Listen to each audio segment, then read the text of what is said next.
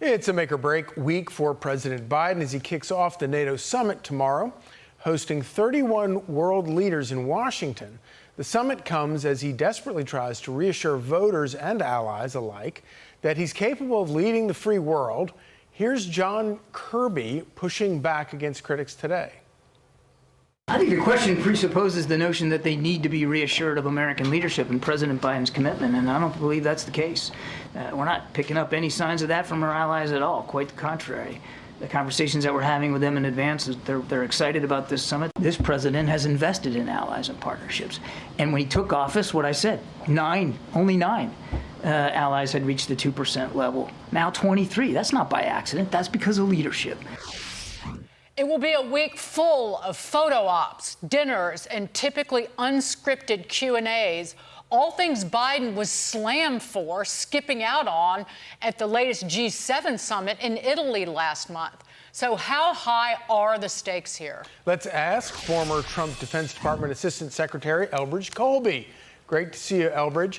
So what is your sense? You know a lot of these players on the world stage.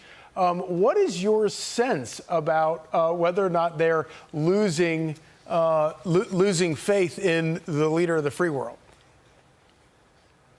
Well, thanks. Great to be with you, Charlie and Dagan. Look, I think John Kirby's definitely earning his paycheck. I hope he's getting paid a lot. I was just looking at a Politico article from, Politico is not known as being the most Biden skeptical outlet out there. There are a lot of good reporters there, but it was basically reporting that multiple European sources are complaining and, sort of hand-wringing about Biden's manifest decline. I mean, I don't even think this is a serious issue. And I'd just like to say, I mean, it's pretty audacious for John Kirby to be boasting about getting 9 countries above 2%. Probably the most significant driver behind that, well, first of all, was President Trump in his term, really banging the table on that really moved the needle, but also Vladimir Putin's invasion of Ukraine, which happened under Joe Biden. I mean, that's the primary driver is the fact that there's a large war in Europe since World War II. Bridge, before we move on, knowing what you know, when leaders of all these other nations watch what is going on, not with the United States, but with Joe Biden, president in name only, quite frankly. And even in that George Stephanopoulos interview, some of his answers were just oatmeal. But then he brags about, I'm the only person who can hold NATO together. What is their reaction to what they're seeing and hearing from this man?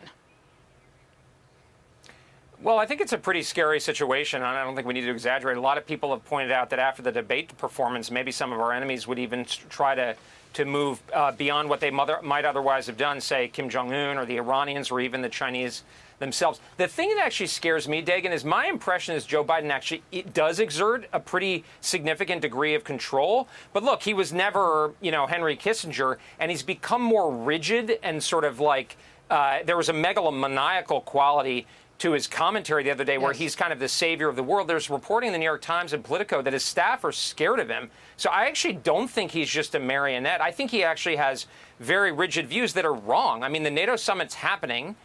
It's a classic Biden administration foreign policy. A lot of flags out, a lot of photo ops, a lot of fancy leader meetings, state dinner. When you look at the practicalities of the situation, you have to say, I think President Trump's absolutely right. You'd much rather have a little less warm feelings all the time, but actual movement and peace, frankly. That would be pretty nice, right? I was struck in particular when he kind of spiked the ball saying, I expanded NATO. When you consider the price that the world is paying for expanding NATO, it's pretty shocking. Absolutely. I mean, I don't think he has a record to run on. And Europeans kind of find this bizarre when you point out to them that actually Americans prefer President Trump on national security to President Biden. But when you look at the results, and I think fundamentally foreign policy's got to be, judged on results like economic policy or an investment. It doesn't matter what they say. It doesn't matter what the photo op is. It's what's the result. And here's the thing. There's a yawning gap between President Biden's really good at making new commitments. For instance, they want to give a commitment to Saudi Arabia. We've added new countries to NATO. They're talking about an irreversible movement towards Ukraine being in NATO, which I don't think is a good idea. Right. Meantime, the defense budget is actually below the rate of inflation. Our defense industry is still in bad shape, and we've spent a boatload of money. So I'm thinking, what's there to really celebrate here? Exactly, Bridge. Exactly. And in terms of, you said rigidity, that's Biden. You know, it's the arrogance and the rage that has intensified as his cognitive problems. And have the sense of gotten worse. entitlement, like he deserves all of this, and he doesn't have to make an argument for it. How dare you, Charlie Hurt.